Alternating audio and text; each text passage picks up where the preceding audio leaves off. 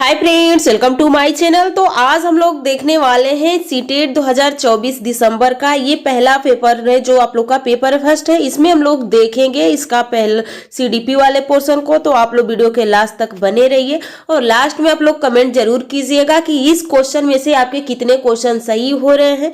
तो चलिए हम लोग स्टार्ट करते हैं अपने पहले क्वेश्चन से। तो पहला क्वेश्चन देखिए क्या पूछा गया है यहाँ पे। तो पूछा गया है मास्टरी ओरिएंटेड लर्नर्स, यहाँ पे मास्टरी ओरिएंटेड के बारे में पूछा गया है कि महारत उन्मुख शिक्षार्थी आमतौर पर सफलता का श्रेय को देते हैं और असफल, यानी जो महारत उन्मुख शिक्षार्थी होते हैं वो जो महारता की सफलता और असफलता का कारण किसको बताते हैं, तो ये पूछा गया है। तो देखिए इसमें आपके पास ऑप्शन दिया गया है योग्यता और अच्छी किस्मत, कार्य कठिनाइयां, योग्यता और अच्छी किस्मत, निम्न योग्यता, योग्यता और कोशिश, खराब किस्मत, और योग्यता और कोशिश, अपर्याप्त कोशिश। तो यहाँ पे आपका आंसर हो जाएगा, यहाँ पे योग्यता हो जाएगा, उसके बाद कोशिश, उसके बाद यहाँ पे अपर्याप्त कोशिश हो, तो यहाँ पे ऑप्शन आपका 4 सही हो जाएगा। अगला क्वेश्चन क्या है, विच ऑफ द फॉलोइंग स्टेटमेंट यानी रिप्रेजेंट प्रेक्सिमोडेस्टर, यानी एक होता है प्रेक्सोडिस्टल होता है और एक होता है सेंट्रोरी। तो ये से यहाँ से प्रिंसिपल ऑफ डेवलपमेंट के बारे में पूछा गया है।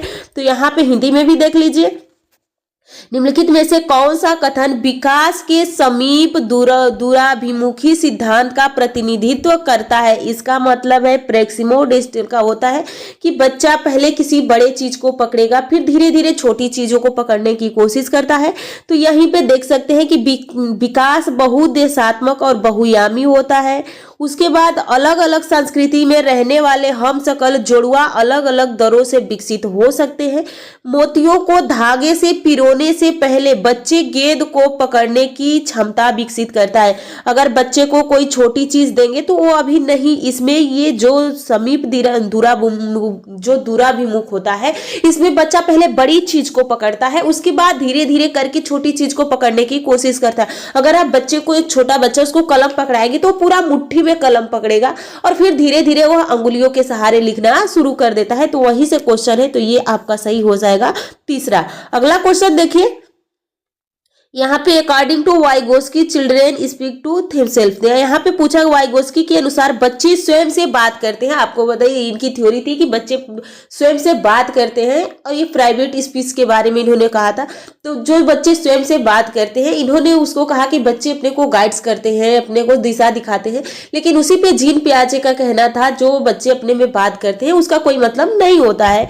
तो यहाँ से क्वेश्चन पूछा गया है। तो यहाँ पे वाइगोस्की के अनुसार बच्चे स्वयं से बात करते हैं तो विचार और आत्मनियमन में सहायक के लिए, उसके आत्म सुदृढ़ता प्रदान करने के लिए। जब वयस्क उन्हें अनदेखा करे ऐसा नहीं है क्योंकि वे आत्म केंद्रित होते हैं, ऐसा भी नहीं है क्योंकि उनकी सोच अतार्किक, बिल्कुल गलत है। विचार और आत्मनियमन में सहायक होता है, नहीं जैसे कि कोई भी छोटे बच्चे होते हैं, मेरे गुड़िया को नहला दिया, गुड़िया को खाना खिला दिया, ये किया।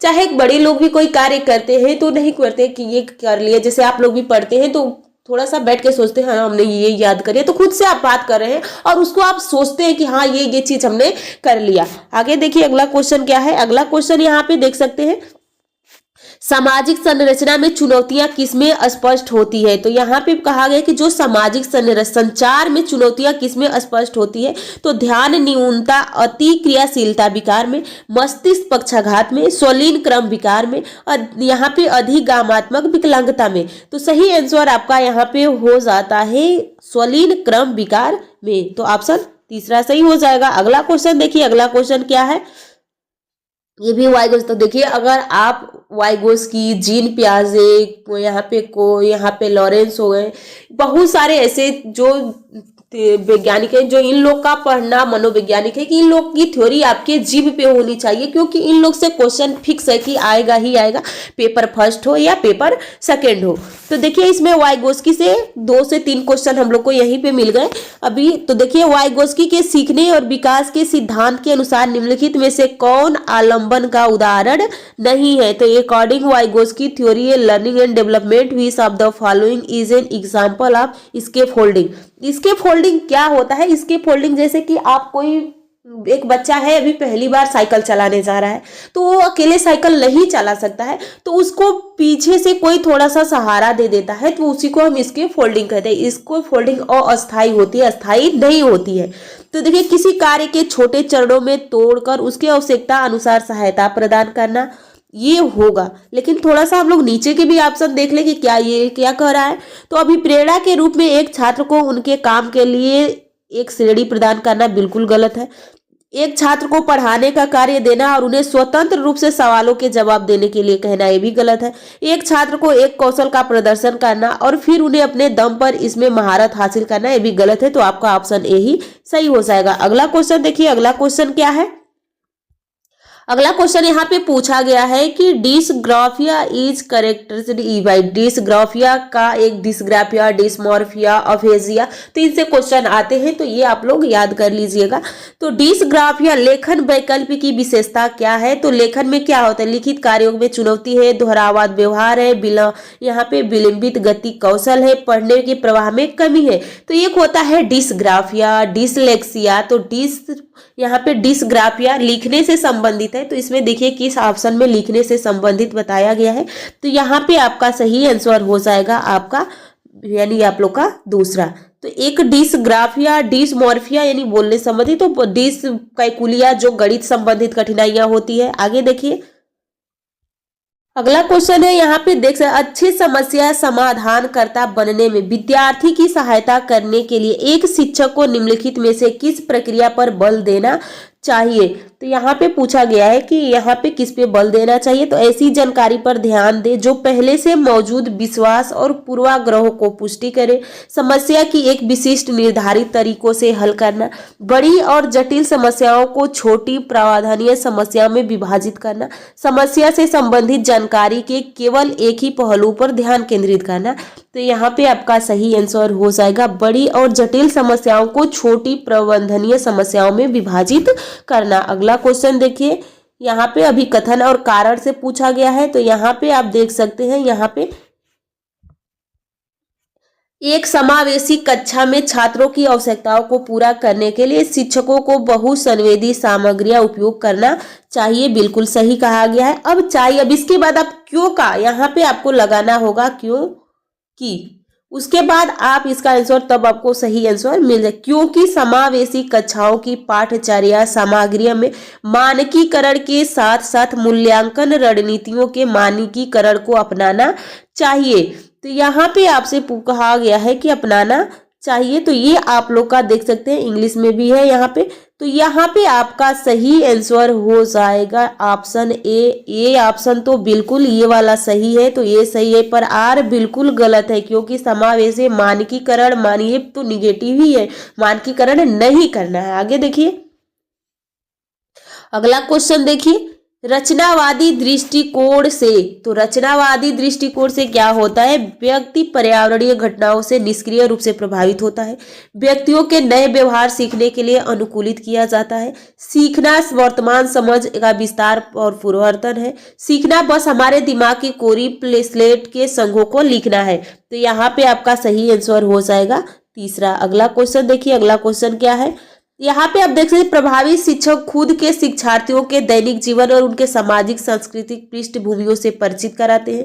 सीखना एक सामाजिक संदर्भ होता है। तो यहाँ पे आपका सही आंसर हो जाएगा, यहाँ पे देख सकते हैं आप लोग का ये भी सही है, ये भी सही है, और इसकी ये व्याख्या भी कर रहा है। तो आपका ऑप्शन 3 सही हो जाएगा। अगला ऑप्शन है अर्थपूर्ण अधिगम मुख्य रूप से किसके बारे में नहीं है, यानी मीनिंगफुल लर्निंग इज यहाँ पे प्राइमरली नॉट अबाउट। तो यहाँ पे आप जानकारी को रटना, अवधारणाओं को समझना, ज्ञान का निर्माण करना और कौशलों का विकास कराना। तो यहाँ पे आपका सही आंसर हो जाएगा जानकारी को रटना। रटना थोड़ी ना है, अर्थपूर्ण है तो ज्ञान का निर्माण करे, अवधारणाओं को समझे, कौशलों का विकास करे, तो रट के थोड़ी ना करना है। और रटाना तो आप लोग को बच्चों को है ही नहीं, जिस क्वेश्चन में आपको रटना दिख जाए वो ऑटोमेटिक ही गलत हो जाएगा।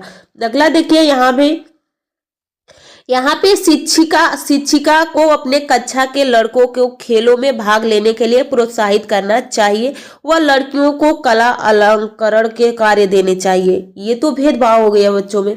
मुख्य विचार से अंतर्निहित जैविक भिन्नताओं के कारण जेंडर भूमिकाएं कार्य ग्रहण करती हैं। तो यहाँ पे आपसे पूछा गया है कि बताइए इसमें कौन सा सही है, तो यहाँ पे आपका सही हो जाएगा। यहाँ पे तो जेंडर को लेके भेदभाव किया जा रहा है और यहाँ पे भी भूमिकाएं की, तो ये आप लोग का दूसरा हो जाएगा, यानी ए और आर दोनों ही गलत है। अगला क्वेश्चन देखिए, अगला है क्या है यहाँ पे, गति संवेदी शिक्षार्थी के माध्यम से सीखना पसंद करते हैं, देखकर, छूकर, सुनकर, करने और चलने फिरने से। तो यहाँ पे सबसे बेस्ट ऑप्शन कौन सा है, यहाँ पे आप देख सकते हैं करने और चलने फिरने पर। अगला क्वेश्चन देखिए, अगला क्वेश्चन क्या है, अगला है गार्डनर। गार्डनर ने 8 प्रकार की बुद्धि के बारे में बताया और वो बुद्धि आपको याद होनी चाहिए क्योंकि वहां से क्वेश्चन आते ही आते हैं। तो यहाँ पे देखिए, हॉवर्ड गार्डनर के अनुसार एक वैज्ञानिक बुद्धि का उच्च प्रदर्शन करेगा जबकि एक मूर्तिकार में बुद्धि का उच्च बुद्धिमान होगा। तो एक मूर्तिकार है और एक वैज्ञानिक है, तो बताइए उसके पास कौन कौन सी बुद्धि है। तो यहाँ पे आप देख सकते हैं कि जो यहाँ पे वैज्ञानिक बुद्धि का उच्च प्रदर्शन करेगा तो वो तार्किक गणितज्ञ होगा। तो यहाँ पे देखिए किसमें है, इसमें प्राकृतिकवाद तो किसान होते हैं, यहाँ पे ट्रांस ये भी होगे नहीं, स्थानीय बुद्धि ये भी नहीं होगा, तो यहाँ पे तार्किक गणितीय, यहाँ पे तार्किक गणित हो जाएगा। और यहाँ पे गति संवेदी यानी मूर्तकार, जबकि एक मूर्तकार है, तो यहाँ पे आपका तो ऑप्शन आपका सही हो जाएगा। अगला क्वेश्चन देखिए, अगला क्वेश्चन क्या पूछा गया है, समावेशन को बढ़ावा देने के लिए क्या आवश्यक है। तो समावेशन को बढ़ावा देना है यानी इंक्लूसिव नीड्स को पूरा करना यानी बढ़ावा देना है। तो यहाँ पे आपके पास ऑप्शन लचीला पाठ्यक्रम हो, सहयोगात्मक अधिगम हो, पृथ्वीकरण और नामकीकरण बिल्कुल गलत है। तीसरा आप लोग का ऐसे गमन इमारतें, तो अब देखिए तीसरा इसमें भी है, इसमें भी है, आपका इसमें भी है। तो आपको कुछ क्वेश्चन ऐसे होते हैं जो कि आपको ऑप्शन को देख के ही वो आप क्वेश्चन को पहचान जाएंगे। अगर आप एक तीसरा देख ले तो सारे क्वेश्चन आपके पकड़ में आ गए और एक ही क्वेश्चन बचा जो कि चौथा आपका सही हो गया। अगला क्वेश्चन देखिए, अगला क्वेश्चन क्या है कि बच्चे जब अनुभव करते हैं तो बेहतर रूप से सीखते हैं। गतिविधि के दौरान निम्न स्तर की सतर्कता, सीखने के लिए मध्यम स्तर का उत्साह, प्रदर्शन करने के लिए उच्च स्तर पर चिंतन और अधिगम विभत्सता। तो यहाँ पे आपका सही आंसर हो जाएगा ऑप्शन 2, सीखने के लिए मध्यम स्तर का उत्साह। अगला क्वेश्चन देखिए, अगला क्वेश्चन भी आप लोग का अभिकथन और कारण से क्वेश्चन पूछा गया है। तो यहाँ पे आप देख सकते हैं कि असर्शन और रीजन क्या होता है। तो 5 से 6 वर्ष से कम उम्र में बच्चों को ठीक से और रेखाओं के भीतर लिखने के लिए दबाव नहीं डालना चाहिए। बच्चे 5 से 6 साल के बाद गति कौशल को बेहतर नियंत्रण प्राप्त करते हैं। तो यहाँ पे आपको क्या कहा गया है कि यहाँ पे आपसे बताया गया है, कहा गया है कि जो 5 से 6 वर्ष के बच्चे होते हैं उन पे आपको ज्यादा दबाव नहीं देना चाहिए। तो यहाँ पे आपका ये बिल्कुल सही कहा गया है क्योंकि भी वो बच्चा छोटा है तो आप उसके अभी से दबाव ज्यादा देंगे तो फिर उसकी धीरे धीरे रुचि कम होने लगेगी। और इसका ये व्याख्या भी सही है, तो आपका ऑप्शन तीसरा सही हो जाता है। अगला क्वेश्चन देखिए, अगला क्वेश्चन क्या है, अगला क्वेश्चन है कि बच्चे अक्सर अपने आसपास की घटनाओं की अपनी व्याख्या लेकर आते हैं। बारिश क्यों होती है, यह पूछे जाने पर सिया क्या कहती है कि भगवान अपने कंधों पर पानी की बाल्टियां ढो ढोकर थक चुके हैं, ऐसी व्याख्या। अब आपके सामने ये ऑप्शन दिए गए हैं, तो यहाँ पे पहला ऑप्शन देखिए क्या है। पहला ऑप्शन आपका के पास है कि चित्रित करती है कि बच्चे की एक आत्म केंद्रित दृष्टिकोण है और दूसरे के दृष्टिकोण पर विचार नहीं कर सकती है। स्पष्ट करती है कि बच्चे तर्क करने में सक्षम नहीं है, ऐसा नहीं है। साबित करती है कि बच्चे की सोच वयस्क की तुलना में मात्रात्मक रूप से बहुत कम है और संकेत देती है कि बच्चे में अपने सांस्कृतिक परिवेश के अनुकूल सहज समझ होती है जिसमें वे घटनाओं को समझने की कोशिश करते हैं। तो हाँ, ये बच्ची के पास समझ थी तभी तो वो समझने की कोशिश की, जो उसको उस टाइम समझ में आया वो उसने उसका जवाब दिया। तो यहाँ पे सही ऑप्शन आपका चौथा हो जाएगा। अगला क्वेश्चन देखिए, अगला क्वेश्चन क्या है, पियाजे ने संज्ञानात्मक विकास का किस प्रकार वर्णन किया है। तो जो कॉग्निटिव डेवलपमेंट है किस तरह से इन्होंने इसका वर्णन किया है, तो एक सतत निरंतरता के रूप में, 4 अति व्याप्य संस्कृत विशिष्ट चरण में, या 4 गुणात्मक रूप से भिन्न चरण में, या 3 प्रगतिशील स्तर में। तो जीन पियाजे ने कितनी चरण में की, 4 चरण है। संवेदी अवस्था है, उसके बाद यहाँ पे मूर्त है, अमूर्त है, पूर्व संक्रियात्मक अवस्था है। अगला क्वेश्चन देखिए, अगला क्वेश्चन क्या है, अगला क्वेश्चन है कि विद्यालय में खेलने के समय ऋषभ एक 7 वर्षीय लड़के ने खेलने के लिए एक गुड़िया उठाई। उसके कुछ साथियों ने उसकी इस पसंद के खिलौने के लिए उसका मजाक उड़ाया। एक शिक्षक जो अपने विद्यार्थी में लैंगिक भूमिका के संदर्भ में लचीलापन विकसित करना चाहता है, किस यानी को स्थिति में निम्नलिखित में से कौन सी प्रतिक्रिया देनी चाहिए? तो यहाँ पे देखिए ऋषभ से बात करनी चाहिए कि गुड़िया लड़कियों के लिए उपयुक्त है और लड़कों की गुड़िया के साथ नहीं खेलना चाहिए, बिल्कुल ये तो भेदभावी हो गया। अगला ऑप्शन देखिए, अगला ऑप्शन क्या है? ऋषभ से कहना चाहिए कि वह किसी और खिलौने के साथ खेले क्योंकि उसके दोस्तों को यह मंजूर नहीं है। ऐसा बिल्कुल नहीं है। दोस्तों से क्या मतलब है? ऋषभ को गुड़िया के साथ खेलने देना चाहिए और दूसरे बच्चों को कहना चाहिए कि वो भी अपनी पसंद का कोई खिलौना चुन सकते हैं। तो ये तीसरा बिल्कुल सही है। बिना किसी कहे गुड़िया को हटा देनी चाहिए। ऋषभ खेलने के लिए कार दे देनी चाहिए, ये भी गलत है। तो ऑप्शन आपका तीसरा सही हो जाता है। अगला क्वेश्चन देखिए, अगला क्वेश्चन क्या है? विकास के संदर्भ में एक समय सीमा जिसमें एक व्यक्ति विशिष्ट उत्प्रेरणाओं के प्रति प्रतिवर्धित संवेदनशीलता रखता है जिससे कि वह कुशल तरीकों से कार्य करने के लिए विशेष कौशल विकसित कर सके, यह विकास की कहलाएगी। तो प्रोत्साहन अवधि है, चुनौतीपूर्ण है, उत्प्रेरक अवधि है, कूटलेखन कोनिडिंग अवधि है। तो यहाँ पे आपका सही आंसर हो जाएगा तीसरा, यानी आप लोग का चुनौतीपूर्ण अवधि है। अगला क्वेश्चन देखिए, अगला क्वेश्चन क्या है? शिक्षकों को ध्यान न्यूनता अतिक्रियाशील विकार से जूझ रहे छात्रों की आवश्यकताओं को ध्यान रखते समय किससे बचना चाहिए? तो यहाँ पे बच्चे के अंदर क्या है? Attention deficiency hyper active disorder है। तो इसमें विकर्षण और शोर करने, पाठ्यक्रम सामग्री और निर्देशों में लचीलापन, कार्य को छोटे आसानी से प्रतिबंधीय भागों में तोड़ना और बहुत संवेदी सामग्री का उपयोग करना। तो यहाँ पे आपका सही आंसर हो जाएगा विकर्षण और शोर करना। तो यही आपका आंसर हो जाएगा। अगला क्वेश्चन देखिए, अगला क्वेश्चन क्या पूछा गया है? लॉरेंस कोहलबर्ग ने तर्क दिया कि बच्चे में नैतिक विकास निरंतर रूप से होता है। बच्चों के नैतिक तर्क में सांस्कृतिक अंतर होते हैं। नैतिक विकास क्रमिक चरणों में होता है और बच्चों के नैतिक तर्क में लिंग भेदभाव होते हैं। तो यहाँ पे आपका सही आंसर हो जाएगा कि यहाँ पे इनका कहना है नैतिक विकास क्रम चरणों में होते हैं। इन्होंने चरण भी बताए हैं। तो आगे देखिए अगला क्वेश्चन क्या है? अगला क्वेश्चन यहाँ पे देखिए, अगला क्वेश्चन कोहलबर्ग के नैतिक विकास के किस चरण में व्यक्ति का नैतिक व्यवहार मुख्य रूप से इस मानसिकता पर निर्भर करता है कि लोग मेरे बारे में क्या सोचते हैं? तो यहाँ पे आप देख सकते हैं कि at which level of Kohlberg moral development does individuals ethical, यहाँ पे behaviour mainly depended on the motives that what do people think in of me.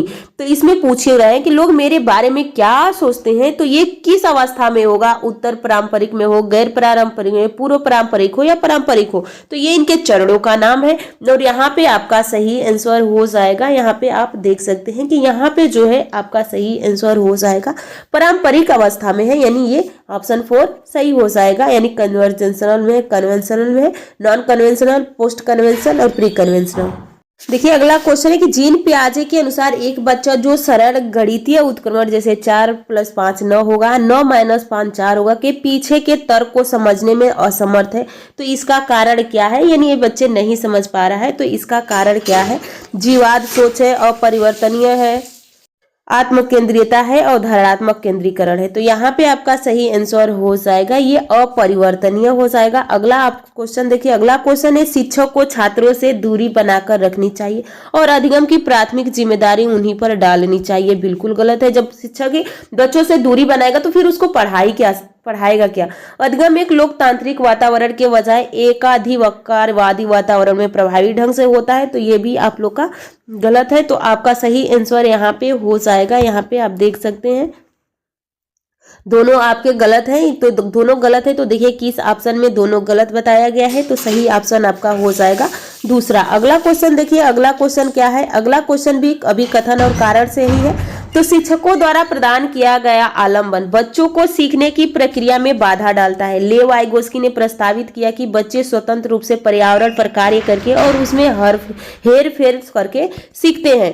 तो यहाँ पे आपसे पूछा गया है कि बताइए इसमें से कौन सही है। तो यहाँ पे आपका दोनों यानी आप लोग का यहाँ पे शिक्षक द्वारा प्रदान किया गया आलम्बन बच्चों को सीखने की प्रक्रिया में बाधा डालता है। बिल्कुल गलत है कि वो बाधा डालेगा। अगर बच्चे को कोई चीज नहीं समझ में आ रही है तो एक शिक्षक उसको समझा रहा है तो बाधा थोड़ी ना, वो तो सहयोग कर रहा है। लेवा इगोस्की ने प्रस्तावित किया कि बच्चे स्वतंत्र रूप से पर्यावरण पर कार्य करके उसे हेमस्फेयर करके सीखते हैं, ऐसा ये भी गलत है। तो ऑप्शन दूसरा आपका सही हो जाएगा। अगला क्वेश्चन देखिए, निम्न में से कौन सा बाहरी अभिप्रेरणा के सही वर्णन? एक होता है आंतरिक अभिप्रेरणा यानी आंतरिक मोटिवेशन और एक होता है बाह्य मोटिवेशन। तो आंतरिक मोटिवेशन हमेशा बना रहता है और बाह्य मोटिवेशन जब किसी चीज को देख के या कोई कह देता है तो थोड़े समय के लिए आता है। तो बाहरी अभिप्रेरणा देखिए, अभिप्रेरणा जो वातावरण परिमाणों से आती है, अभिप्रेरणा जो व्यक्तिगत संतुष्टि की भावना से आती है, अभिप्रेरणा जो कार्य व्यक्तिगत आनंद से आती है, अभिप्रेरणा जो आंतरिक कारकों से होती है।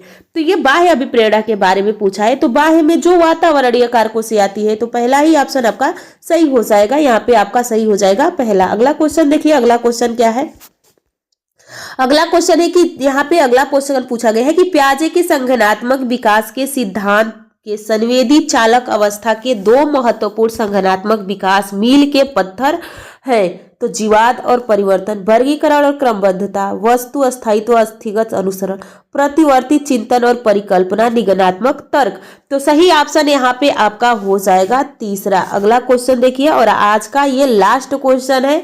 तो देखिए, चिल्ड्रेन यानी बच्चे अनियंत्रित पैदा होते हैं और उन्हें सामाजिक होने की आवश्यकता होती है। उन्हें दुनिया में अनुवांशिक कोड के साथ आते हैं तो उनकी नियति तय करते हैं, उसे सामाजिक सांस्कृतिक संदर्भ में बहुत प्रभावित होते हैं और जिसमें वे बड़े होते हैं। इससे संसार में खाली स्लेट या कोर पट्टी के रूप में होते हैं। तो ये आप लोग का सही हो जाएगा तीसरा ऑप्शन। तो ये आज के क्वेश्चन थे आप लोग के पेपर सेकेंड दिसंबर वाला, जो 24 का दिसंबर का एग्जाम हुआ था, उसके ये फर्स्ट पेपर के सारे क्वेश्चन कंप्लीट होते हैं। तो आप लोग अब कमेंट करके बताइए कि इसमें से कितने क्वेश्चन आपके सही हुए हैं। और नेक्स्ट वीडियो में हम लोग बहुत जल्दी मिलेंगे अगले पेपर को लेके। तो आप लोग चैनल को सब्सक्राइब और वीडियो को लाइक कीजिए, कमेंट करके जरूर बताइएगा कि आपका